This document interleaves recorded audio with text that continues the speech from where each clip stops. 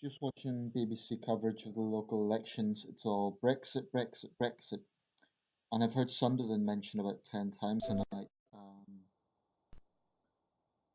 Which really, honestly, doesn't make me feel good that my city is kind of on the forefront of this. It's not a good feeling. But anyway, for this video, what I want to talk about is a totally different issue, but a very important one.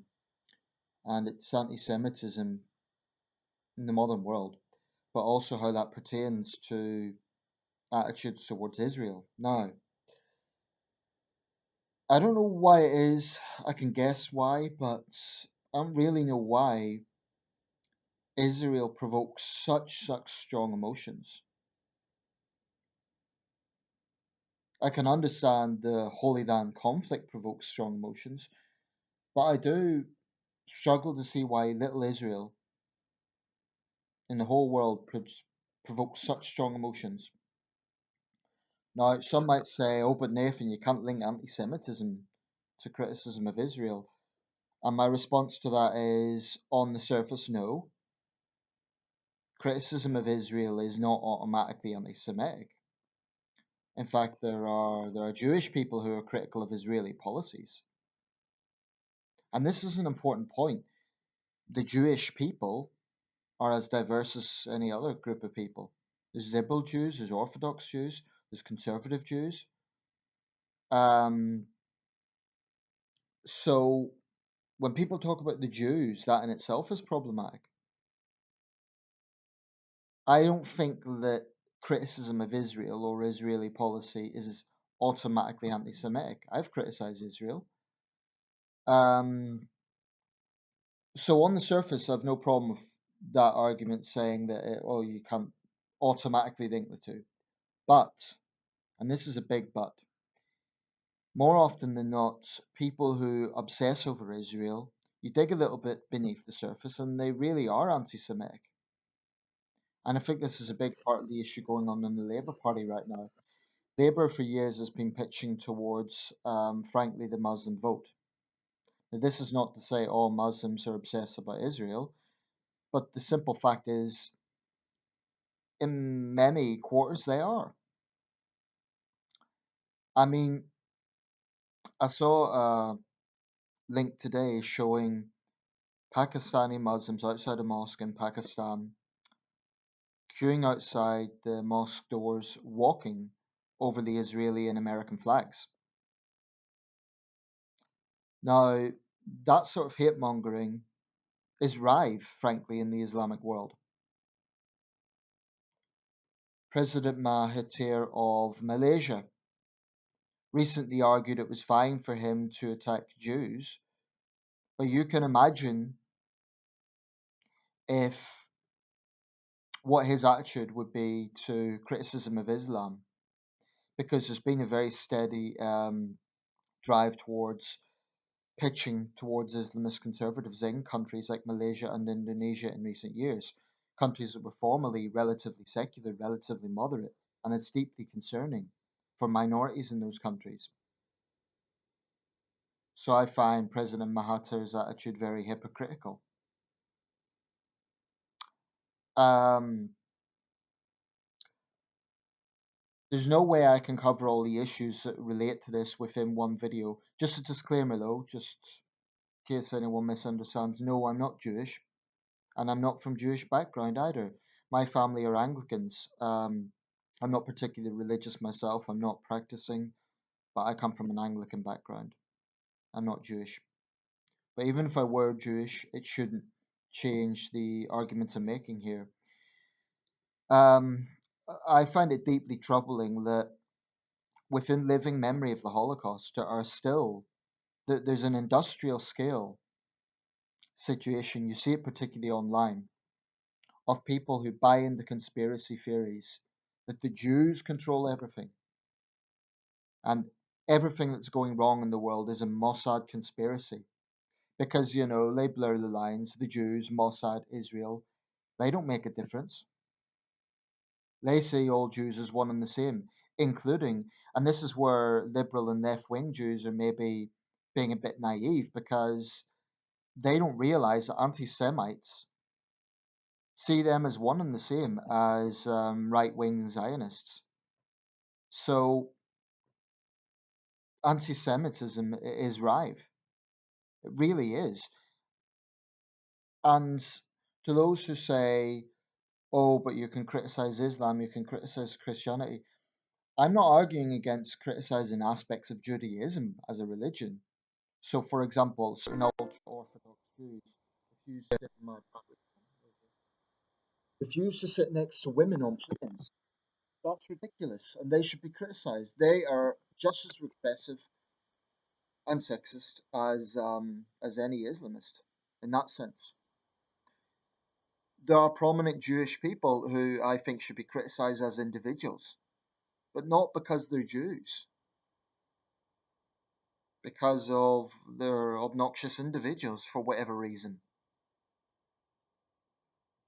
But there is definitely a very pertinent mindset out there.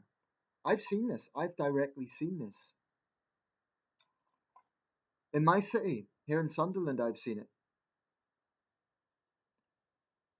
And anti Semitism is something that seems to unite the far right, the far left, and Islamists.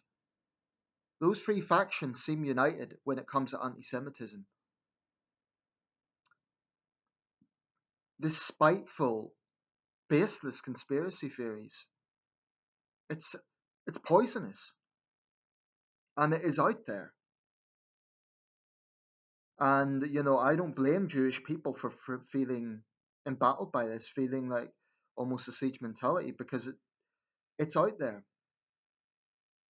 Now, just for the record, if someone who happens to be Jewish is criticized and they automatically say, oh, that's anti Semitism, that's wrong. That would be just as misguided as Muslims hiding behind Islamophobia when that isn't the issue. So I don't think that just because a prominent Jewish person is criticized, that's automatically anti Semitism. But the problem is, more often than not, you do see these conspiracy theories leaking through. Only recently, I was in a debate with someone who said, oh, well, there's no smoke without fire. There must be a reason the Jews have always been persecuted. And he was being deadly serious. And he wasn't an Islamist, incidentally. This is a very widespread mentality, and I find it very troubling that people in 2019 still have this mentality that there's something wrong with the Jews. The Jews. Um, it's, like I said, very common online.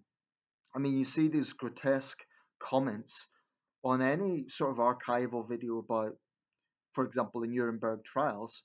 Oh, they had the right idea, the wrong guys lost. All these toxic comments from far right scum. Traitors, if they're British, as far as I'm concerned, they're traitors. Um, I just find it very troubling.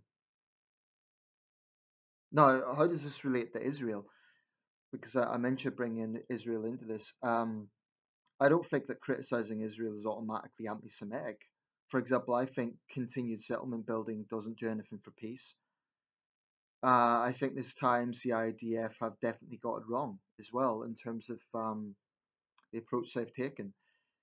But what I cannot comprehend and what I cannot accept is the hypocrisy of Muslim states that criticize and vilify Israel but turn a blind eye to things going on their own doorstep.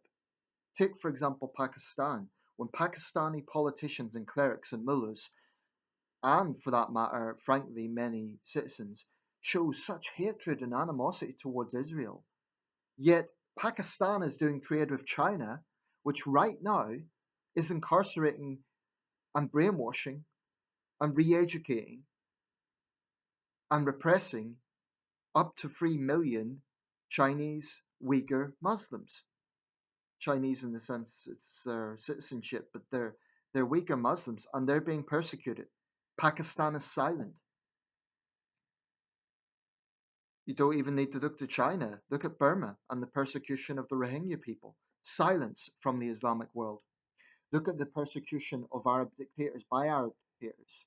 In fact, a friend pointed out to me earlier that 4 years ago, Butcher Assad bombed the Yarmouk refugee camp full of Palestinians. Where was the outrage from the Islamic world? Could it be that because it wasn't Israel, then there was silence? So I find that hypocrisy, frankly, very galling. It seems that there's only criticism whenever Israel's involved. If it's an Arab dictator, if it's a major power like China, if it's pretty much anyone else except Israel, well, except maybe Western countries, because, that is the whole Islamophobia narrative. But why is China never accused of Islamophobia? I mean, what's happening right now with the Uyghur people could be the biggest mass incarceration of any group of people since World War II. And yet there's global silence. If anyone should be outspoken about that, it's Islamic countries. But Pakistan, they're just interested in doing trade with China. But even average Pakistanis who are very busy burning the American and Israeli flags, why aren't they burning Chinese flags? I'm not saying I want animosity towards the Chinese people, but it just seems very hypocritical. And even making this video, I know there's going to be people coming on here and saying, oh, you're a Jew, or tell the truth, you're one of them, all this sort of crap. This is very toxic, and if it goes unchecked, there is going to be, I think, hate crimes against Jewish people. Because when that resentment builds up and people convince themselves, oh, they have all the power, it's all one big conspiracy, it really is toxic. By all means, criticize individual Jews for whatever, but not because they're Jews. This is the mistake that Semites always make. Well, it's not a mistake, it's in their mentality, but they always say the Jews this, the Jews that. Not like, oh, this corrupt politician or this corrupt CEO or whatever it is. They always have to bring the Judaism into it. Now, if you had an ultra Orthodox Jew who was being very vocal about their religion, that's a different matter. Because I stand by the right to criticize any religion. But I really think Judaism is pretty far down the list of religious extremes. I don't have much time for those ultra Orthodox Jews who are incredibly misogynistic and homophobic, but it's a blip compared to what Islamists do. I mean, this really is a David and Goliath situation. Israel's quite a powerful little country, but it is a little country. We're talking about worldwide somewhere between 20 and 30 million Jewish people. There's something like 1.5 to 1.7 billion Muslims. So spare me this narrative of the Jews are killing the Muslims. It's a lot of crap. Show me one Islamic country that doesn't either seriously persecute minorities or is on the path to doing so. I just find this hypocrisy absolutely galling. Western democracies need to understand that the Jewish people throughout history have faced a unique threat. I'm not saying they're the only people who've been persecuted, but it has been unique in terms of the disproportionate scale, in terms of the conspiracy theories. And it's absolutely toxic. And incidentally, if you're an anti Semite and you come to my channel trying to spread this bullshit, I'm going to kick you off. Go to some Stormfront website or National Action or Far Left website for that matter, or Islamist website. Don't come here. And if you do, I'll kick you off. I'm not even going to engage you. I'm just going to delete your comment or block you because I'm under no obligation to give you a platform. I find it very troubling. And just to conclude, I'm not saying Israel is perfect. I'm not saying Israel can't be criticized.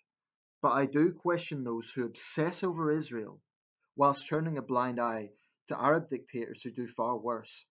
I mean, Bashar Assad has killed more Muslims in 8 years than Israel has in 70 years. And yet, when it comes to Bashar Assad, We hear nothing but conspiracy theories. Oh, the West created ISIS. Oh, Assad's just protecting his country from terrorists. The double standards are sickening, quite frankly.